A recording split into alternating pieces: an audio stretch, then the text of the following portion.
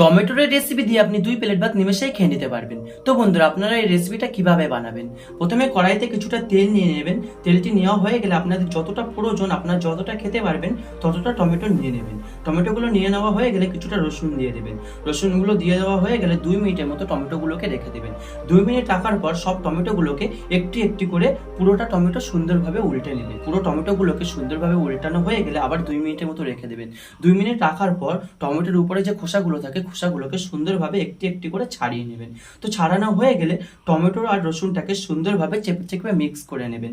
সুন্দরভাবে চেপে চেপে মিক্স করা হয়ে গেলে আপনারা 1 চামচ লবণের গুঁড়ো, 1 চামচ লঙ্কার গুঁড়ো দিয়ে পুরো টমেটোটাকে সুন্দরভাবে মিক্স করবেন। তারপরে কিছু পেঁয়াজের কুচি, কিছু লঙ্কার কুচি, কিছু ধনে পাতার কুচি দিয়ে টমেটোটাকে 5 মিনিটের মতো সুন্দরভাবে রান্না করে নেবেন। তো হয়ে গেল টমেটোর রেসিপি। বন্ধুরা, এই রেসিপি দিয়ে আপনারা 2 প্লেট ভাত নিমেষেই খেয়ে নিতে পারবেন। তো বন্ধুরা, এই রেসিপিকে আপনারা এর আগে কখনো খেয়েছেন? যদি খেয়ে থাকেন কমেন্টে জানান।